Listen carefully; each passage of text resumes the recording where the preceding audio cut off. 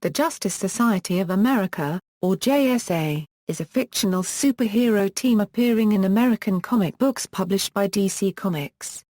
The Justice Society of America was conceived by editor Sheldon Mayer and writer Gardner Fox. The JSA first appeared in All-Star Comics number 3, making it the first team of superheroes in comic books. The team was initially popular, but in the late 1940s, the popularity of superhero comics waned, and the JSA's adventures ceased with issue number 57 of the title. JSA members remained absent from comics until 10 years later, when the original Flash appeared alongside a new character by that name in the Flash number 123. During the Silver Age of comic books, DC Comics reinvented several Justice Society members and banded many of them together in the Justice League of America. The Justice Society was established as existing on Earth 2, and the Justice League on Earth 1. This allowed for annual cross-dimensional team-ups of the teams between 1963 and 1985. New series, such as All-Star Squadron, Infinity, Incorporated and a new All-Star Comics featured the JSA, their children and their heirs. These series explored the issues of aging, generational differences and contrasts between the Golden Age and subsequent eras. The 1985 Crisis on Infinite Earths limited series merged all of the company's various alternate realities into one, placing the JSA as World War II-era predecessors to the company's modern characters. A JSA series was published from 1999 to 2006. A new Justice Society of America series ran from 2007 to 2011. As part of DC Comics' The New 52, an unnamed version of the team appears in the Earth 2 ongoing series and Earth 2, Society. Publication history. All-Star Comics The Justice Society of America first appeared in All-Star Comics number 3 written by Gardner Fox and edited by Sheldon Mayer during the Golden Age of comic books. The team initially included Dr. Fate, Hourman, the Spectre, the Sandman, the Atom, the Flash, Green Lantern, and Hawkman. Because some of these characters were published by All-American publications rather than DC Comics, All-Star Comics number 3 is the first intercompany superhero title, as well as the first team-up title. Comics historian Les Daniels noted that this was obviously a great notion, since it offered readers a lot of headliners for a dime, and also the fun of watching fan favorites interact. The JSA's adventures were written by Gardner Fox as well as by John Broome and Robert Kanner. The series was illustrated by a legion of artists including Martin Niddell, Joe Kubert, Jack Kirby, Harry Lampert, Joe Simon, Alex Toth, Sheldon Moldoff, Carmine Infantino, Joe Giler, Win Mortimer, Bernard Bailey, Frank Giacoia, H.G. Peter, Jack Burnley, Lee Elias, Erwin Hazen, Bob Oksner, Paul Reinman, Everett E. Hibbert and Bernard Sachs. The first JSA story featured the team's first meeting, a framing sequence for each member telling a story of an individual exploit. In the next issue, the team worked together on a common case, but each story from there on still featured the members individually on a mission involving part of the case, and then banding together in the end to wrap things up. An in-house rule explicitly laid out on the last page of All-Star Comics number 5, reprinted on page 206 of All-Star Comics Archives Volume 1, required that whenever a member received his or her own title, that character would leave All-Star Comics, becoming an honorary member of the JSA. Thus, the Flash was replaced by Johnny Thunder after number 6, and Green Lantern left shortly thereafter for the same reason. For this reason, Superman and Batman were established as already being honorary members prior to All-Star Comics number 3.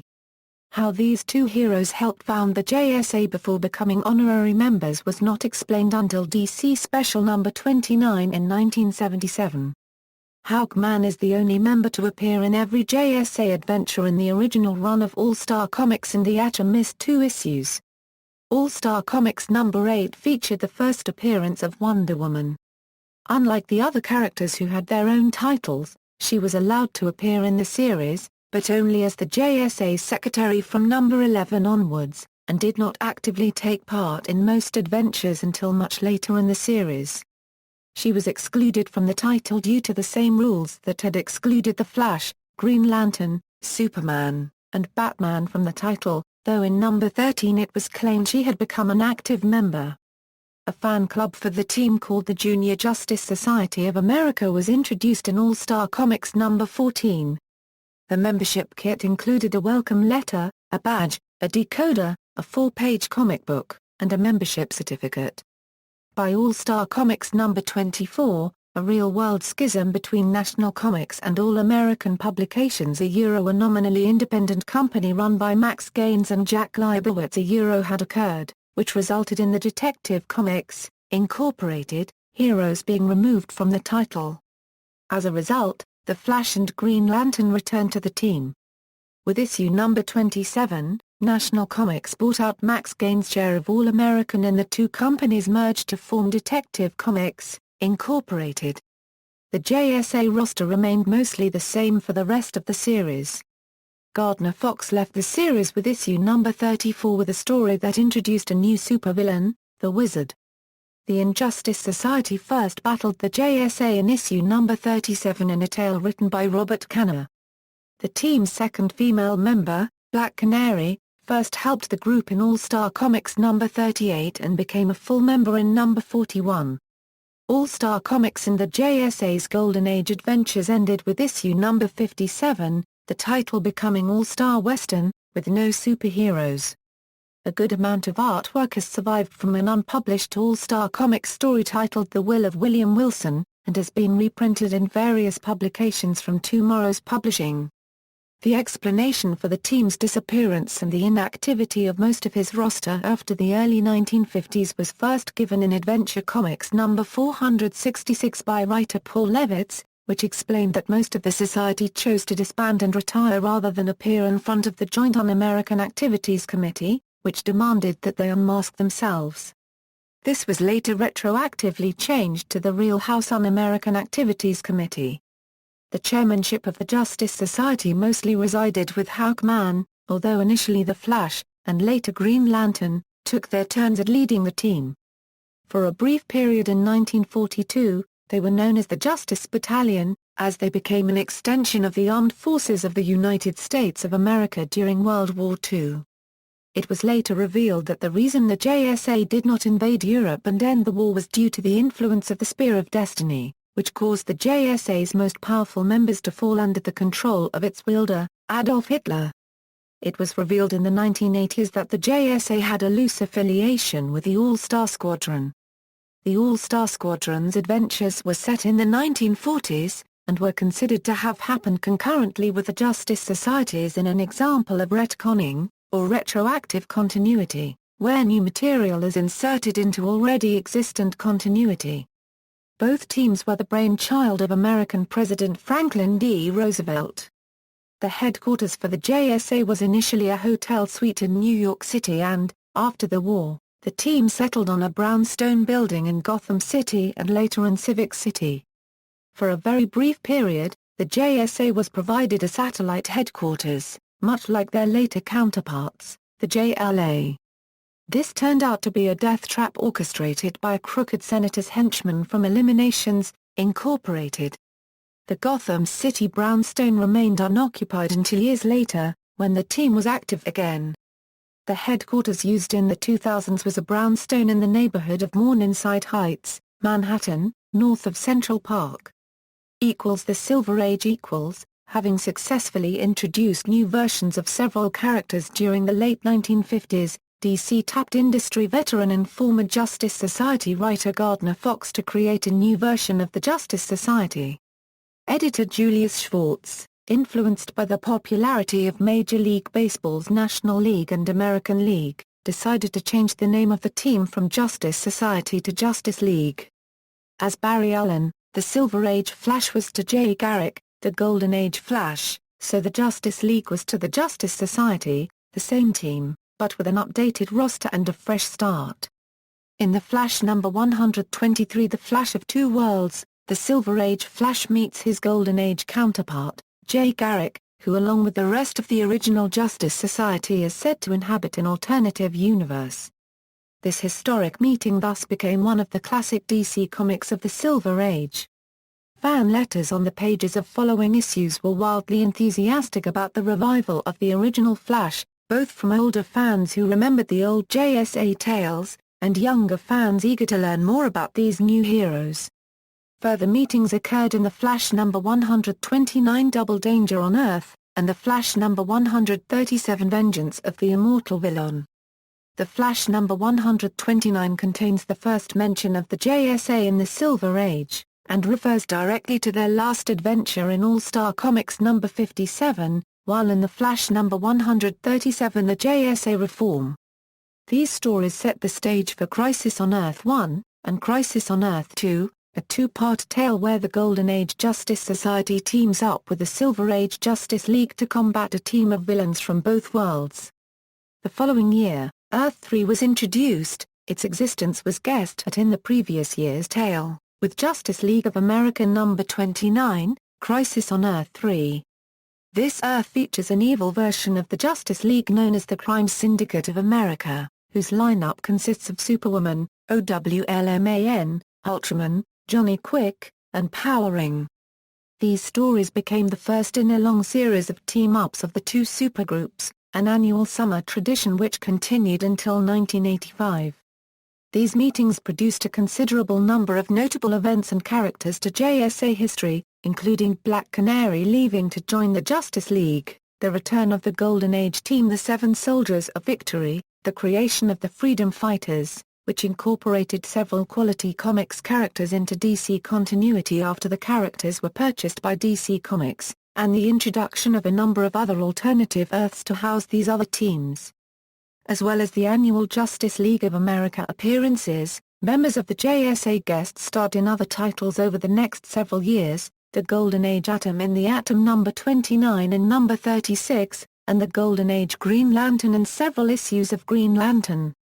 In addition, a number of the characters appeared in team-up stories in issues of the DC titles The Brave and the Bold and Showcase, while the Spectre was given a solo run in the latter which led to his own series.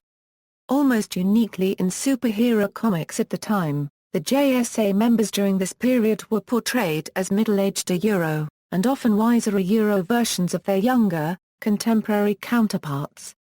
Originally this theme appears to have been introduced simply to acknowledge the back history of the JSA and DC continuity, later it was to become a major theme for character development. The Bronze Age. The JSA's popularity grew until they regained their own title. All-Star Comics number 58 saw the group return as mentors to a younger set of heroes briefly called the Super Squad until they were integrated into the JSA proper. This run lasted until number 74, with a brief run thereafter in Adventure Comics number 461-466, but it had three significant developments. It introduced Power Girl in All-Star Comics number 58, chronicled the death of the Golden Age Batman in Adventure Comics number 461-462, and, after nearly 40 years, it finally provided the JSA with an origin story in DC Special number 29. The Huntress was introduced in DC Superstars number 17 which told her origin, and All-Star Comics number 69, which was published the same day. The 1970s run of All-Star Comics was written by Jerry Conway and Paul Levitz, and artists included Rick Estrada, Wally Wood, Keith Giffen, Joe Staton, and Bob Layton. The series was noteworthy for depicting the heroes as having aged into their 50s. The artwork gave them graying hair and lined faces. It was highly unusual, then or now, for a comic book to have heroes this old. Most comic books obscure the timelines or periodically relaunch the series to keep the characters youthful. This depiction was a consequence of the fact that the heroes were closely linked to World War II era. This became problematic in the 1980s when the heroes would logically be well into their 60s. The explanation given for this by writer Roy Thomas in All-Star Squadron Annual No. 3 was that the team and several friends have absorbed energy from the magical villain Ian Karkull during an adventure in the 1940s that stunts their aging process. Meanwhile, the JSA continues their annual team-ups with the Justice League. Notable events include meeting the Fawcett Comics heroes, including Captain Marvel, the death of Mr. Terrific, and the origin of the Black Canary. The JLA-JSA crossovers often involved a third team as well, such as the Legion of Superheroes, the New Gods, the Secret Society of Supervillains, and the All-Star Squadron. All-Star Squadron was a series taking place in the JSA's original setting of the wartime 1940s. This led to a spin-off, modern-day series entitled Infinity, Incorporated, which starred the children and heirs of the JSA members. Both series were written by noted JSA fan Roy Thomas and featured art by Rich Buckler, Jerry Ordway, Todd McFarlane and others. In 1985, DC retconned many details of the DC Universe in Crisis on Infinite Earths. Among the changes, the Golden Age Superman, Batman, Robin, and Wonder Woman ceased to exist, and the Earth 1 Earth 2 dichotomy was resolved by merging the multiverse into a single universe. This posed a variety of problems for the JSA, whose history especially in the 1980s comics was strongly tied up in these four characters. The JLA-JSA team-ups ended with the last pre-crisis team-up occurring in Justice League of America No. 244 on Infinity Incorporated No. 19 during the Crisis. After Crisis on Infinite Earths equals. One of Roy Thomas' efforts to resolve the Crisis created inconsistencies was to introduce some analogues to Superman, Batman, and Wonder Woman, in a sequel to All-Star Squadron titled Young All-Stars. In 1986, DC decided to write off the JSA from active continuity.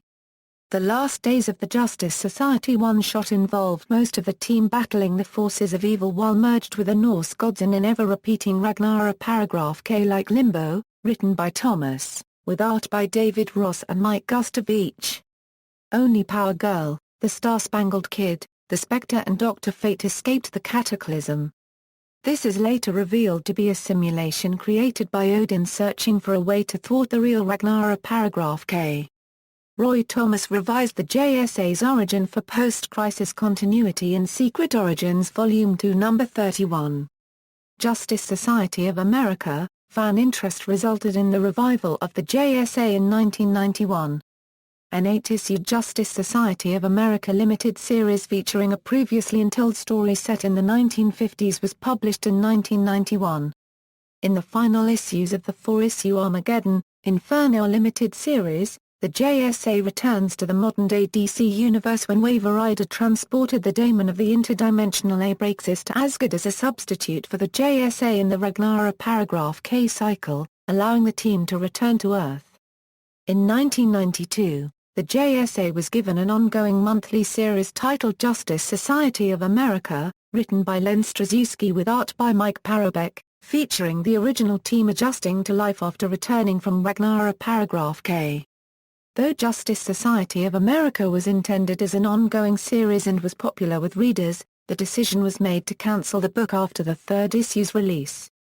12 issues were ultimately commissioned of the new series, though publication itself ended with issue number 10. Portions of the remaining 2 issues originally intended for number 11-12 were published in Justice League Europe number 49-50, which was rewritten in order to accommodate the extra pages. Straczewski, in an interview explaining the cancellation of the series, said, "It was a capricious decision made personally by Mike Carlin because he didn't like Mike's artwork or my writing and believed that senior citizen superheroes was not what DC should be publishing. He made his opinion clear to me several times after the cancellation." The series was also criticized by Roy Thomas.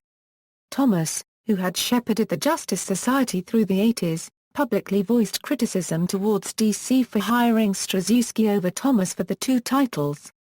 The decision to give the characters to Straczewski to write led to Roy Thomas returning to Marvel Comics after a decade of absence from the company. Justice Society of America included the first appearance of Jessie Quick, the daughter of All-Star Squadron members Liberty Bell and Johnny Quick, who would go on to be a major figure in Flash, Teen Titans and later Justice Society comics.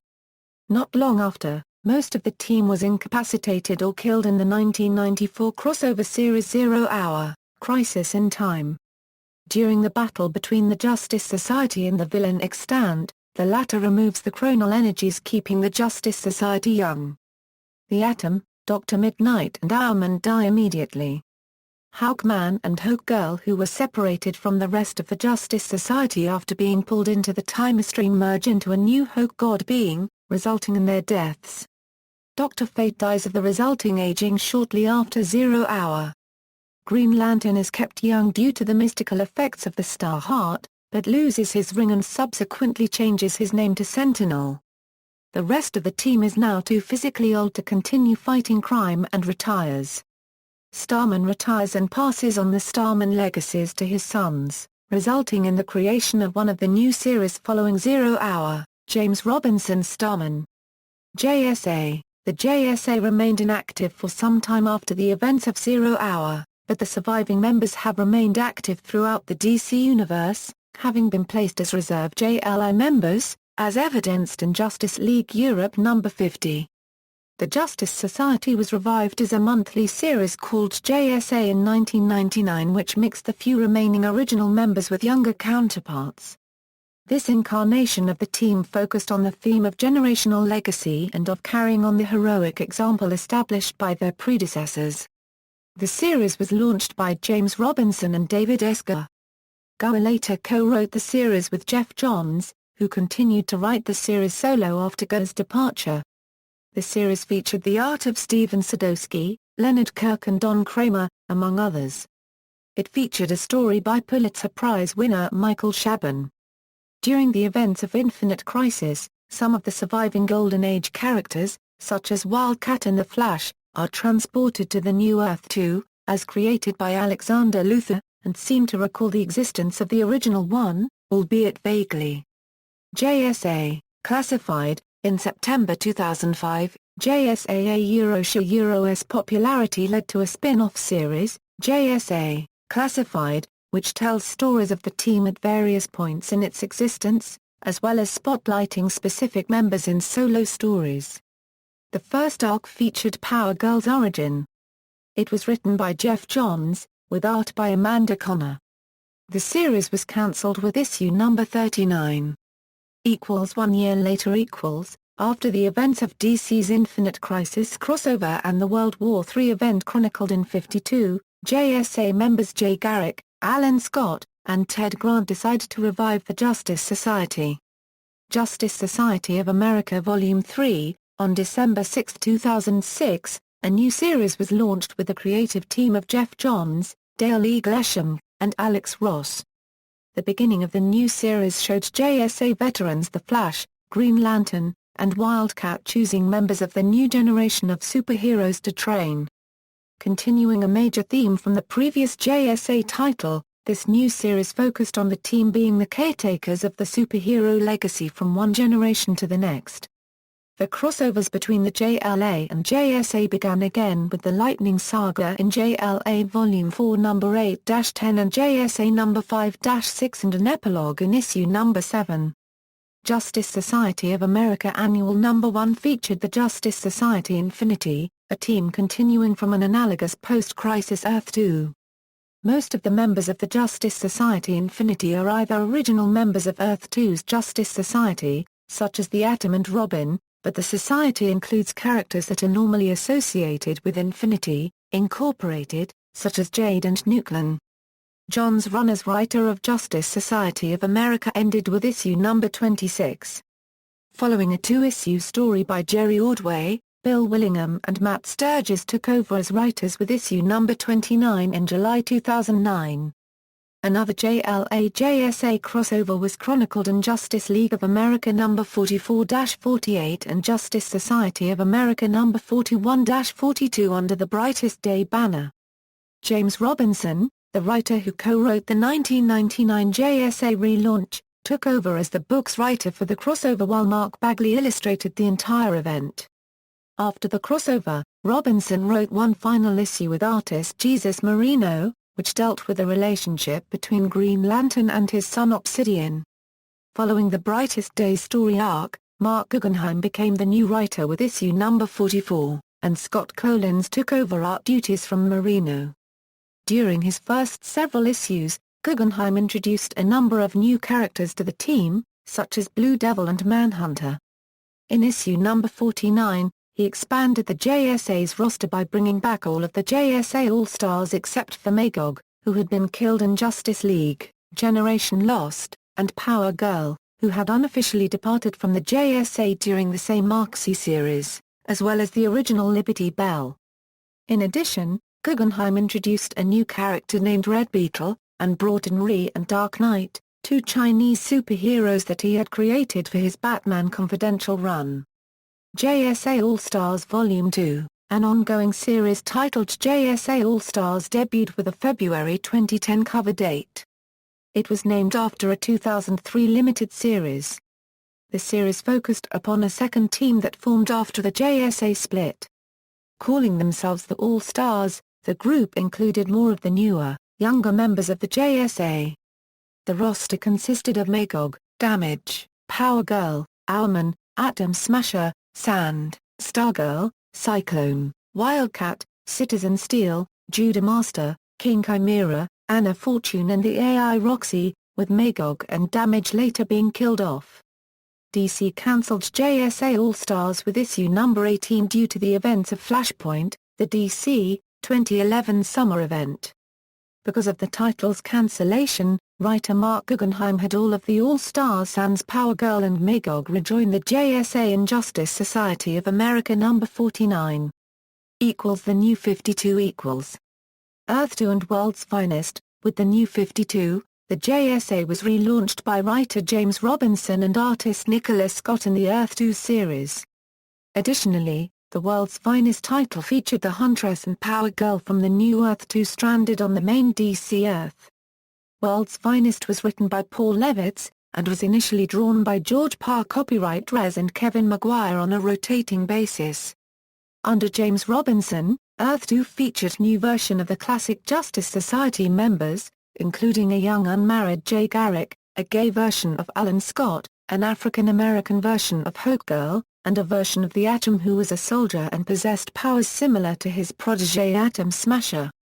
The series revolved around an Earth 2 that had been devastated by an invasion from Apocalypse, led by Steppenwolf, that had ended with Superman, Wonder Woman, and Batman dead and Power Girl and Robin exiled on Earth 0. World's Finest meanwhile dealt with Power Girl and Huntress' quest to return home and the rescue of Michael Holt, who had been exiled to Earth 2 by Desaad, who was now impersonating him on Earth 0. Mr. Miracle and Big Barda later joined the cast, with Mr. Miracle having just escaped from the villainous Darkseid and his relationship with Barda strained due to mutual mistrust due to Barda being a former member of the Female Furies. Robinson quit Earth 2 with issue number 16. His departure came when DC, attempting to capitalize on the popularity of his book, requested the restoration of Batman and Superman. The later with Thomas Wayne appearing alive and well as the new Batman and Superman returning from the dead as a henchman of Steppenwolf, who kills the villain on orders of the returned Darkseid. Furthermore, DC wished to launch a second weekly Earth 2 book to tie into Future's End, which told of a future where Earth 2 is destroyed by Darkseid and the surviving residents fleeing to Earth 0 for sanctuary. The tie-in series World's End saw Darkseid terraform Earth 2 into a new apocalypse as the heroes are barely able to get several ships full of survivors off-world. Robinson's replacement on Earth 2, Tom Taylor, would promptly phase out the Justice Society characters, replacing them with Batman, Dick Grayson, Barbara Gordon, Lois Lane, and a new Superman named Val Zod. Power Girl and Huntress would join the cast as well once World's Finest was cancelled. Convergence and Earth 2, Society. Several characters from Earth 2 would be the main characters of Convergence, which saw them trapped in the war between the imprisoned cities of previous incarnations of the DC Universe. One of the cities was the pre-crisis Earth 2 New York City, where the original JSA and Infinity Incorporated participated in the war against their fellow heroes and later Telos and Daimos. When the war ended, a repentant Telos sacrificed the last of his energies to stabilize the planet so that the heroes could lead those that escaped Apocalypse to it, to start again. The new series Earth 2, Society chronicles the heroes' attempt to recreate Earth on this new world.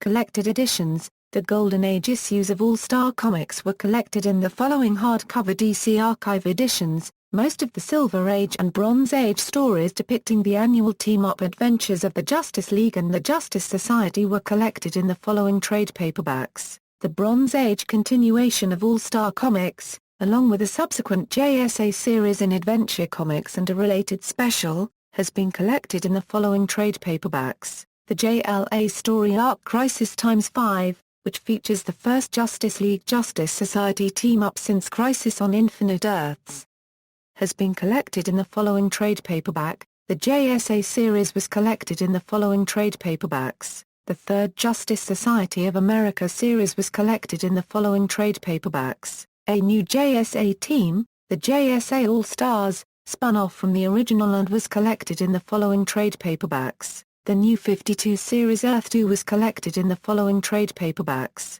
Several JSA miniseries, Elseworlds graphic novels, Silver Age collections, and one-shots were collected in the following trade paperbacks. Awards. The Justice Society received a 1965 Alley Award in the category Strip or Book Most Desired for Revival. Other media. Television. Animated, a Justice League two-part episode titled Legends pays homage to the Justice Society, with a team of imaginary comic book superheroes in a perfect world.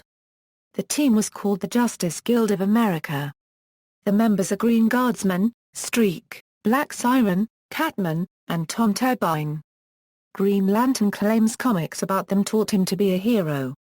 It is later revealed that the Guild died in 1962 in a nuclear war that devastated Seaboard City and, for the past 40 years, a boy mutated by the radiation has used his mental powers to make them appear alive. The Guild sacrificed themselves to restore reality. According to the writers, the creative team originally intended to use the JSA for the episode, but DC Comics declined, as their portrayal clashed with their comic counterparts post-Crisis on Infinite Earths Portrayal. Many members of the JSA have been featured in Justice League Unlimited, including Black Canary, Dr. Fate, Atom Smasher, Stargirl, Sand, Mr. Terrific, Dr. Midnight, Wildcat, Obsidian and Owlman. Stargirl and Mr. Terrific are the two with the most exposure. Stargirl has a speaking part in at least 2 episodes, while Mr. Terrific takes over Martian Manhunter's job of manning the Watchtower. Wildcat has 1 episode, Cat and the Canary, in which he is prominently featured. A version of Power Girl appears as Galatea, and Jay Garrick's helmet can be seen in the episode Flash and Substance. Hawkman appears in the series and believes that he and Hawkgirl are reincarnations of a king and queen of Egypt. A few members of the Justice Society have appeared in various episodes of Batman, the Brave and the Bold, including Flash, Wildcat, and Dr. Fate. The Justice Society appear in the episode Golden Age of Justice, with members including Flash, Wildcat, Owlman, Dr. Midnight, and Hawkman. It is revealed that they tutored Batman during his early superhero days. In the present day, Batman helps them when an old foe Perdegaton comes out of stasis. A flashback reveals that the original Black Canary was a member until she died during a mission to save people from a burning building. Before the original Black Canary died, she told Wildcat to watch over her daughter. The Justice Society appears in the Siege of Starro. Part 1, Fighting Perdegaton's army of robots in Washington, D.C. The flashback reveals that Dr. Fate was a member of the Justice Society. They later appear in Crisis, 22,300 miles above Earth. With the Spectre, Dr. Fate, the Flash, Wildcat, Mr. Terrific, Sandman, Starman, and Green Lantern now shown as members.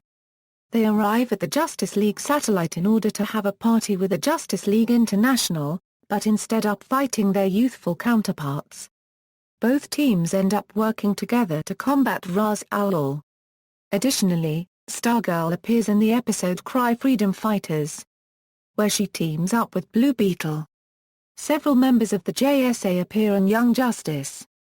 According to the producers of the show, most of the original JSA members are dead or retired by the time the series takes place. The team itself appears in a flashback sequence in the episode Humanity, with a lineup consisting of Green Lantern, Flash, Sandman, Wildcat, Dr. Fate, and Red Tornado. Firebrand was a member for a short time as well before she was revealed to be an android created by T.O. Morrow. Live action, Sandman appeared in 2 episodes of the series The Flash, Ghost in the Machine, and The Deadly Nightshade, played by Jason Bernard. He was named Nightshade but was equipped with Sandman's characteristic gas mask and anesthetic pistol. The Justice Society of America was featured in Season 9 of Smallville, during the 2-hour dual-episode television movie Absolute Justice. The episode featured JSA members Hawkman, Dr. Fate, and Stargirl. Several other members appear briefly, or in flashback, including the original Star-Spangled Kid, Sandman, Wildcat, Flash, Atom, Green Lantern, and Red Tornado. Hawkgirl, Owlman, Dr. Midnight, Mr. Terrific, the Spectre, and the original Black Canary appear in a painted group portrait.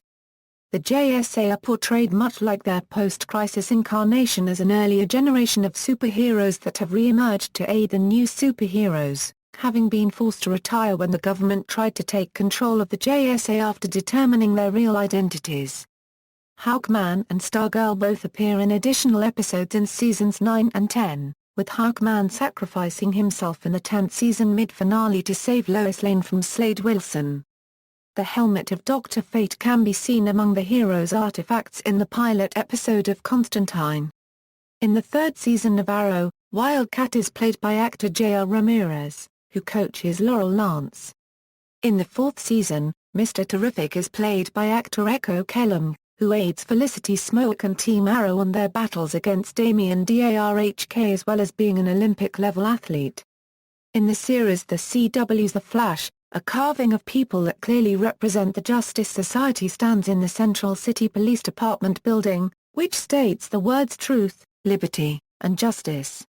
In the 2nd season, Jay Garrick is played by Teddy Sears, who helps Team Flash fight against certain villains form his world when him and the others are brought by the singularity of the Season 1 finale caused by the Reverse Flash. Film The JSA appears in the opening credits of the 2008 animated film Justice League, The New Frontier. In this story, Owlman has apparently been killed, and the Justice Society have retired. Ted Grant has retired as a crime fighter but is still a professional boxer. Video game The JSA makes an appearance in the Hall of Justice level in Injustice, Gods Among Us. In the trophy room, there are displays of members Dr. Midnight, Sandman, Wildcat and Dr. Fate. See also, List of Justice Society members, List of Justice Society of America enemies. References. Further reading, Thomas, Roy. All-Star Companion Volume 1. Tomorrow's Publishing. ISBN 978-1-893905-05-4. Thomas, Roy. All-Star Companion Volume 2. Tomorrow's Publishing. ISBN 978-1-893905-37-5. Thomas, Roy. All-Star Companion Volume 3. Tomorrow's Publishing. ISBN 978-1-893905-80-1. Thomas, Roy. All-Star Companion Volume 4. Tomorrow's Publishing. ISBN 978-1-60549-004-5. External links, Fact File, The Justice Society of America of Earth 2, 1940–2010, Index of the Pre-Crisis Earth 2 Adventures of the JSA, Cosmic Teams, JSA, Pre-Crisis Earth 2 JSA Index at Mike's Amazing World of DC Comics, DC Comics Database, Justice Society of America.